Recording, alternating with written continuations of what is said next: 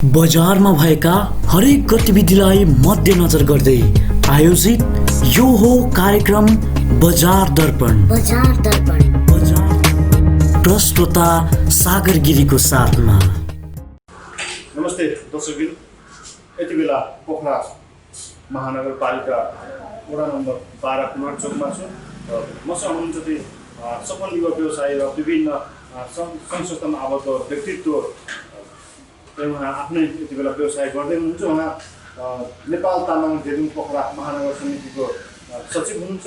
त्यसै गरी सहसंयोजक कालिका माध्यमिक उपभोक्ता समितिको समिति हुनुहुन्छ। त्यसै गरी वर्तमान अध्यक्ष राम बजार क्लबको हुनुहुन्छ भने त्यसै गरी नेपाल रग्बी एसोसिएसन कास्कीको पनि वर्तमान अध्यक्ष र नेपाल तामाङ युवा गेलुङ कास्कीको पनि वर्तमान अध्यक्ष हुनुहुन्छ र उहाँ बिडी कलर हाउस सञ्चालक पनि हुनुहुन्छ। कुडहर चोक वडा नम्बर 12 मा रहेको छ। सरलाई कार्यक्रममा स्वागत छ। धन्यवाद। सरलाई व्यवसायमा लाग्ने प्रेरणा कसरी मिल्यो? यो व्यवसायमा लाग्ने प्रेरणा चाहिँ ठ्याक्कै भन्नुपर्दा 2050 सालमा हार्डवेयर व्यवसायसँग म आबद्ध भएको हो। त्यो बेलामा चाहिँ म एउटा हार्डवेयर पसलमा चाहिँ जागिरको सिलसिलामा मैले चाहिँ यो पेसा सुरु गरेको। त्यसपछि निरन्तर 2065 सालमा आएर मैले चाहिँ आफ्नै चाहिँ एउटा व्यवसाय सुरु गरेको। यस्तै गरेर अहिलेसम्म यो म हार्डवेयर व्यवसायमा चाहिँ आबद्ध भएको चाहिँ लगभग 25-26 वर्ष भइसक्यो। यो बेलामा कस्तो सहयोग गर्नुभएको छ आफ्नो व्यवसायलाई? अहिले ठिकै भन्नुपर्दा अब हामी व्यवसायलाई फोकस गरेको छैनौँ कि हामी आफू कसरी स्वस्थ रहन सक्छौँ भन्ने कुरामा हामी अलिकति फोकस छौँ।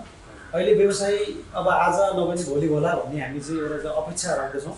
र अहिले चाहिँ के भन्नु चाहिँ सम्पूर्णलाई म के आग्रह गर्न चाहन्छु भने यति बेला हामी व्यवसायमा कसैलाई फाइदा कसैलाई चाहिँ नोक्सानको लेखाजोखा नगरिकन हामी अहिले चाहिँ हामी समस्त रूपमा के हुन्छ नि हामी स्वस्थ कसरी रहन सकिन्छौँ भन्ने कुरामा हामी फोकस गर्नुपर्छ जस्तो लाग्छ मलाई। तसर्थ म यही नै म आह्वान गर्न चाहन्छु कि हामी अहिले चाहिँ आफूलाई नोक्सानको कुरा नगरौँ। यो बेलामा विश्वभरि फैलिएको कोभिड-19 को चपेटामा हामी विश्वभरमा रहेका सम्पूर्णलाई चाहिँ मार्नु परेको छ। तसर्थ हामी पहिलो कुरा चाहिँ स्वस्थ रहौँ, त्यो पछि भनेको हामी देख्न जाएगा। बिडी कलर हाउसमा अरू कलर हाउसभन्दा यहाँको छुट्टै के सुविधा छ? यस्तो छ, अब तपाईँ चाहिँ व्यापारको कुरा गर्नुपर्दा बिडी कलर हाउस एउटा चाहिँ यो महालक्ष्मी पेन्ट्स बेच्ने एउटा कम्पनीको एक्सक्लुसिभ काउन्टर हो। यो काउन्टरमा विशुद्ध एकदम महालक्ष्मी पेन्ट्सबाट चाहिँ उत्पादन भएका सामानहरू हामी बिक्री वितरण गर्छौँ। र पश्चिमाञ्चलमा तपाईँ चाहिँ यो बिडी कलर हाउस एउटा एक्सक्लुसिभ काउन्टर पनि हो। विशेष त अब धेरै काउन्टरले यो महालक्ष्मी पेन्ट्सको चाहिँ प्रडक्टहरू बेच्ने गरेका छन्। त्यो मध्येमा पनि हामी एउटा बिडी कलर हाउसलाई एउटा एक्सक्लुसिभ काउन्टर भएर अलिक तपाईँ चाहिँ के भने हामी कस्टमरलाई केही सहुलियत पनि दिन सक्छौँ।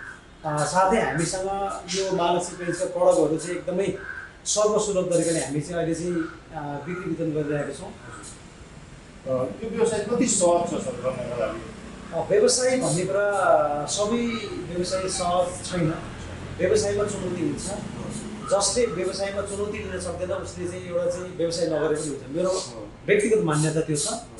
व्यवसाय गर्दाखेरि अब्स्ट्याकलहरू आउँछ, उतार चढाव आउँछ होइन। व्यवसायमा उतार चढाव आयो भन्दैमा हामी चाहिँ हतोत्साही हुनु हुँदैन। एउटा पेसामा लागिसकेपछि त्यसलाई निरन्तर रूपमा लागेर कसरी सहज गर्न सकिन्छ भन्ने कुरा आफू लागेर त्यसमा चाहिँ सफल हुन सक्छ जस्तो मलाई लाग्छ। व्यवसाय गर्नका निम्ति ब्याङ्कबाट ऋण झिकेर व्यवसाय गर्दै हुनुहुन्छ। यति बेला कसरी सजिलोकरण गर्नुभएको छ? पक्कै पनि यो अहिले चाहिँ यो वित्तीय क्षेत्रमा जुन हामी एउटा व्यवसाय गरिसकेपछि पक्कै पनि एउटा ब्याङ्किङ सेक्टरमा नगरिकन कसैले चाहिँ आफ्नो लगानी छैन होला पक्कै पनि। र ब्याङ्कले कसरी यो बेलामा सहज रूपले हामीलाई चाहिँ हेरिदिन्छ भन्ने कुरा एउटा कुरा राख्छ। र ब्याङ्कलाई हामी कसरी हुन्छ हामीलाई जुन ब्याज दरको कुरा छ अहिले तपाईँले ब्याज दरले चाहिँ धेरै असर गरेको हुन्छ। हामी ब्याङ्कसँग चाहिँ एउटा सहजीकरण के गर्न सक्छौँ भने उहाँलाई चाहिँ हामीले रिक्वेस्ट गर्ने यो बेलामा यस्तो अवस्था यस्तै छ। तसर्थ हामीलाई पनि के चाहिँ ब्याजमा चाहिँ अलिकति हेरिदिनु भन्ने चाहिँ हामी चाहिँ पक्कै उहाँलाई भनेका छौँ। हामी आशावादी छौँ ब्याङ्कले चाहिँ त्योमा चाहिँ अब उहाँले पक्कै पछि पुनर्विचार गर्नुहुनेछ भन्ने मलाई आशा छ। कर छुट, घर भाडा छुट, त्यस्तो के बत्ती पानीको के यहाँको व्यवसाय तर्फबाट केही छुट पाउनुभयो भने विभिन्न छात्रसङ्घहरू पनि रहेका छन् के कस्ता सजीकरण भएछ?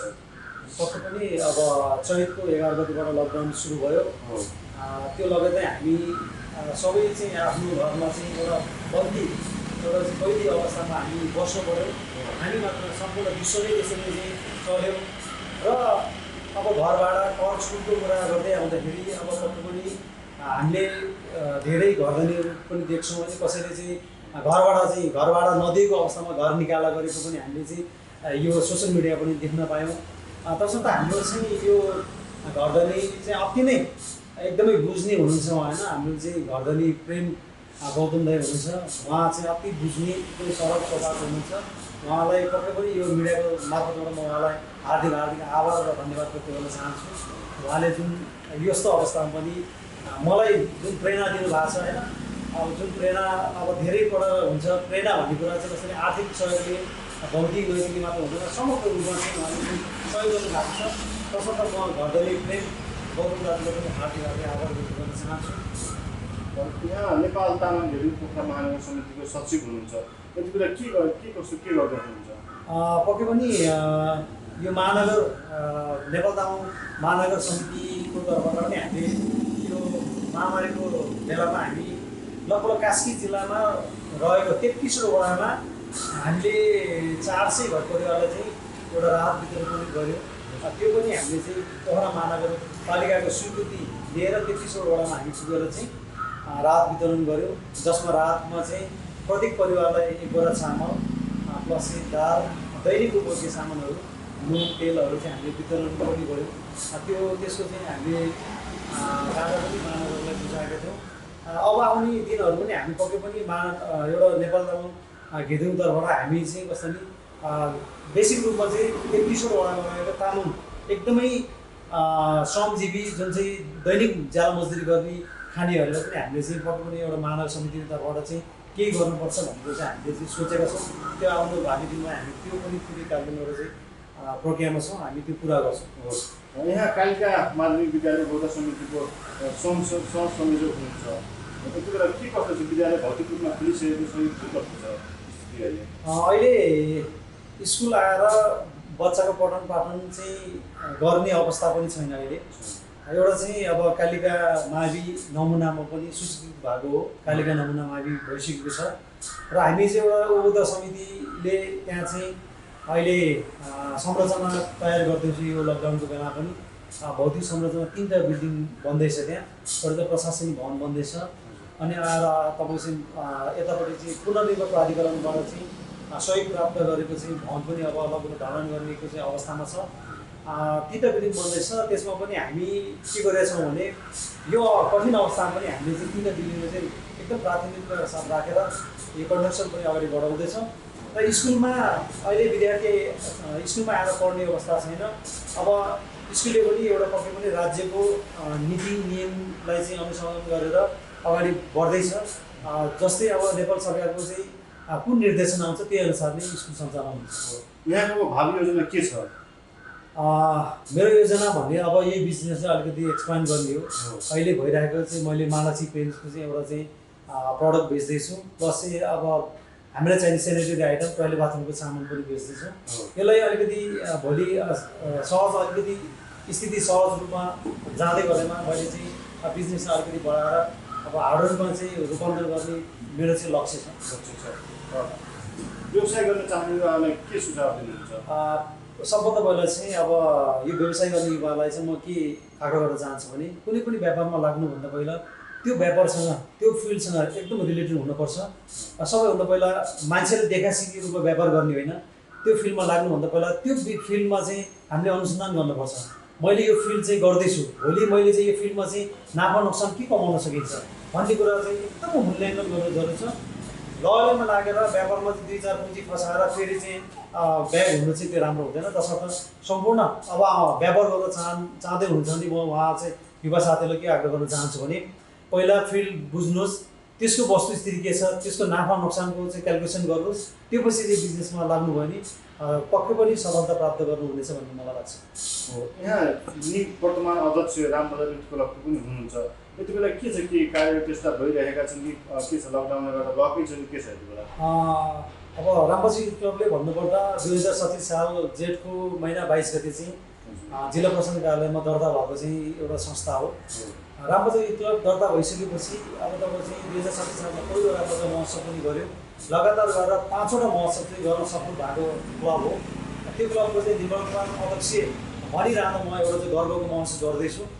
र लकडाउनको बेलामा पनि एउटा चाहिँ यो तपाईँ चाहिँ रक्त अल्पताको कारणले होइन बिमारीले चाहिँ जुन रगतको कारणले चाहिँ जुन बिरामीहरू चाहिँ एकदमै व्याकुल भएको अवस्थामा पनि रामबजी क्लबले चाहिँ रक्तदान पनि कार्यक्रम गर्यो।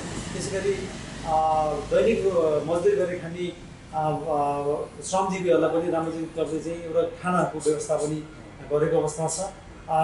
पक्कै पनि भावी दिनहरूमा रामबजी क्लबले चाहिँ यस्तै यस्तै सामाजिक कार्य गर्दै जानेछ। हाम्रो चाहिँ एउटा चाहिँ त्यसमा चाहिँ सेड्युल पनि छ। यहाँ नेपाल रग्बी एसोसिएसन कास्कीको पनि निर्वाचन अध्यक्ष हुनुहुन्छ, के छ यति बेला के त्यस्ता कार्यहरू हुँदैछन् कि के छ? एउटा पक्कै पनि रग्बी एसोसिएसन कास्की एउटा नौलो खेल पनि हो। यसमा चाहिँ कस्तो नि अब फुटबल जतिको चाहिँ चामिन छ, भलिबल जति चामिन छ। नेपालमा पक्कै पनि रग्बी खेलको अलिकति चामिन कम भएको हो। र 2072 साल असोज 3 गते रग्बी एसोसिएसन कास्की भनेर चाहिँ जिल्ला खेलकुद विकास समितिमा दर्ता भएको हो, गठन पनि भएको त्यतिखेर। र त्यो पछि हामी 4 वर्ष कार्यकालमा रग्बीलाई एउटा चाहिँ चिनाउनुपर्छ, रग्बीलाई प्रमोट गर्नुपर्छ भनेर चाहिँ हामीले विद्यालय स्तरीय रग्बी पनि गऱ्यौँ। अब हामीले चाहिँ ए लेभलको ट्रेनिङहरू पनि गऱ्यौँ। काठमाडौँ गएर हामीले ट्रेनरहरूलाई पनि ट्रेनिङ गरायौँ। र अहिले चाहिँ यो कोभिड-19 को चाहिँ मारले गर्दा हामीले कुनै पनि खेलकुदको गतिविधि सञ्चालन गर्न सकेका छैनौँ। तसर्थ अब भावी दिनमा हामी रग्बीलाई पनि अगाडि बढाउने जमर्को गर्दैछौँ। यहाँ नेपाल तामाङ युवा भिडियो कास्कीको निर्वाचन अध्यक्ष हुनुहुन्छ, यति बेलाको अवस्था के छ? नेपाल तामाङ युवा हेर्नुको कुरा गर्नुपर्दा यो एउटा चाहिँ विशुद्ध तामाङ जातिको चाहिँ एउटा चाहिँ संस्था हो। र हामीले तामाङ युवाहरूलाई एउटा चाहिँ खेलमा लाग्नुपर्छ, एउटा चाहिँ प्रोत्साहन गर्नुपर्छ भनेर हामीले चाहिँ यो हाम्रो महान चाड सोनाम लोछारको उपलक्ष्यमा हामी अन्तर 21 साइड फुटबल प्रतियोगिता पनि गर्छौँ। जुन चाहिँ सम्पूर्ण खेलाडी चाहिँ तामाङ नै हुनुपर्ने हाम्रो चाहिँ एउटा चाहिँ नियम छ। त्यसमा लागेर हामीले चाहिँ अहिले चाहिँ 8औं संस्करणमा हामीले यो नेपाल तामाङ युवा हितले गर्दै आएको चाहिँ तामाङ रनिङ स्कुल पनि गर्दैछौँ। अब यो वर्ष चाहिँ सम्भवतः यस्तै नै होला जस्तो मलाई लाग्छ, किनभने यो रोगले कति दिनसम्म कति वर्षसम्म ठिक छ भन्ने कुरा आकलन गर्न नसकेको हुँदा यसपालि चाहिँ हामी यो रनिङ स्कुल चाहिँ गर्न सक्छौँ यहाँ सफल व्यवसाय हुनुहुन्छ, विभिन्न संस्थामा आबद्ध व्यक्तित्व पनि हुनुहुन्छ र के गर्नुपर्छ भन्ने सोचका धनी व्यक्ति पनि हुनुहुन्छ। यहाँलाई के लाग्छ त्यो बेला सङ्घीय सरकार छ, प्रदेश सरकार छ, र कस्ता खालका व्यवसायहरूलाई के कस्ता खालका नीति ल्याइदियो भने चाहिँ व्यवसायहरूलाई चाहिँ एउटा जोस जाँगर चाहिँ अझै चाहिँ उत्प्रेरणा लिन्छ, कस्तो नीति ल्याइदिनु जस्तो लाग्छ यहाँलाई? पक्कै पनि यो प्रश्न एकदम गम्भीर र जटिल छ। हामी सरकारप्रति चाहिँ एउटा के हुन्छ नि, अब सरकारले यो गरिदेला त्यो गरिदेला होइन, यो सरकार आयो यस्तो गरिदेला भन्ने कुरा हामी जनताले पक्कै पनि अपेक्षा राख्ने चाहिँ आफ्नो चाहिँ एउटा अपेक्षा राख्छौँ। तर कसरी सरकारतिर चाहिँ अहिले मुख ताक्नु नै त्यति मलाई उचित लाग्दैन, किनभने अब विश्व नै यस्तै छ, अवस्था यस्तो छ। यो बेलामा जसले जति सक्छ, जोसँग जति छ, जसले कसरी चाहिँ अब सहयोग गर्न सकिन्छ त्यसमा हेर्नु सरकारले। अब अहिले चाहिँ भनौँ न अब कोभिडको चाहिँ जुन बिरामी छ उसलाई उपचार गर्नलाई हामी सुन्छौँ, एउटा मिडियामा सुन्छौँ 200 जना 400 जनालाई चाहिँ उपचार गर्दैन अरबौँ सिद्धियो भन्ने चाहिँ जुन चाहिँ एउटा सामाजिक मिडियामा आएको छ होइन, त्यो कतिको सान्दर्भिक छ, त्यो कतिको चाहिँ सरकारले गर्न सकेको कुराहरू छ होइन। त्यसमा हेर्नु भन्दैन, हामी व्यवसायले के गर्छौँ भने हामी व्यवसायले पनि एउटा चाहिँ नाफा मात्र हेर्नु होइन, यो बेलामा सहज रूपमा कसरी गर्न सकिन्छ, हामीले कति सकिन्छ, कसरी सहयोग गर्ने, यो नसके हामीले कुनै छले चाहिँ उहाँलाई चाहिँ अब भनौँ न अब सरकारप्रति चाहिँ हामी त्यति अपेक्षा चाहिँ म राख्न चाहिँ राम्रो ठान्दिनँ। म अहिले यो अवस्थामा चाहिँ आफूले जे सक्छ जति सक्छ गर्ने, आफूभन्दा चाहिँ अब माथिल्लो लेभलले पनि गर्ने हिसाब गर्न सकिन्छ, त्यस दिन गर्दा ठिक होला जस्तो लाग्छ।